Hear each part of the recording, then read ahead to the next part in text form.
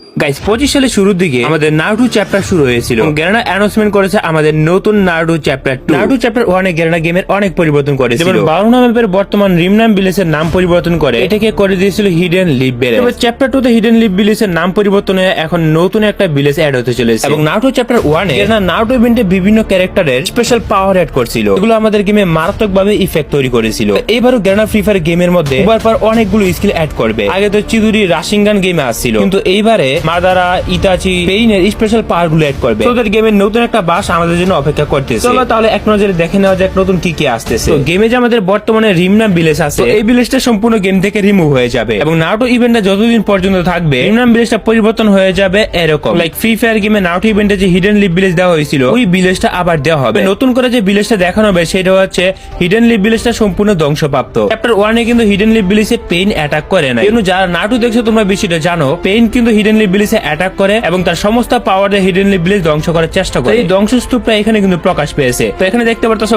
বড় একটা গর্ত হয়ে আছে ঠিক মধ্যে। এটা হচ্ছে তখনকার যখন হিডেন লিভ ভিলেজে পেইন সম্পূর্ণ তার পাওয়ার দিয়ে অ্যাটাক করে। এক কথা বলতে গেলে এটা গেমের একটা অসাধারণ কনসেপ্ট তৈরি করছে। তো ইনি হচ্ছে আসলে পেইন। তো এই ব্যক্তি কিন্তু হিডেন লিভ ভিলেজটাকে ধ্বংস করে দেয়। উপরে যে দেখতে পারতেছো একটা মাটির স্তম্ভ, এটা সম্ভবত গারার পাওয়ার হবে। আমার যতটুকু মনে আছে গারা কিন্তু হিডেন লিভ ভিলেজকে বাঁচানোর চেষ্টা করছিল। অন্য দিক দিয়ে কিন্তু গারা কিন্তু হচ্ছে ডেজার্ট, তার পিছনে একটা ব্যাগের মধ্যে সবসময় বালু থাকে, এটা হচ্ছে তার পাওয়ার। ওইটাকে হয়তো ফুটে তুলছে উপরের এই বালুর স্তম্ভটা দিয়ে আর কি, অথবা পেঞ্জ উপর থেকে অ্যাটাক করেছিল নিচের দিকে, এইটাকে বোঝানো হয়েছে। তো এটা কাইন্ড অফ হইতে পারে। এবং এইটা হচ্ছে তখনকার লিভ ভিলেজ যেটা আমাদের প্রথম দেওয়া হয়েছিল। এই হিডেন লিভ ভিলেজটা কিন্তু মোটামুটি সবারই পরিচিত। এই জায়গাটা দেখতে মোটামুটি ভালোই ছিল। তো বর্তমানে যে হিডেন লিভ ভিলেজটা দেখতে পারতেছ, এটা কিন্তু সম্পূর্ণটা ধ্বংসপ্রাপ্ত। এই যে ভিডিওটা দেখতে পারতেছ, এটা আমি আসলে ইনস্টাগ্রামে পাই। এটা আসলে রিয়েল নাকি ফেক আমি নিজেও জানি না। আমার অনেক অডিয়েন্স বলতেছে এইটা নাকি আমাদের আপকামিং হিডেন লিভ ভিলেজ হবে, যেটা আমাদের নারুটো ইভেন্টে দেওয়া হবে। তো এই ভিলেজটা কিন্তু দেখতে কিন্তু সম্পূর্ণ ডেজার্টের মধ্যে দেখতে মনে হইতেছে, কারণ পেইন অ্যাটাক করার পরে কিন্তু সম্পূর্ণ ভিলেজটাকে ধ্বংস করে দিয়েছিল। অন্যদিকে ইউটিউবে আমি একটা ভিডিও পাই, ইন্দোনেশিয়ার এক ফ্রি ফায়ার মডারেটর এই ভিডিওটা পাবলিশ করে। ভিডিওতে সে দেখায় যে হিডেন লিভ ভিলেজটা সরাসরি কেমন হবে। তোমরা যদি ভালো করে দেখো, হিডেন লিভ ভিলেজটা থেকে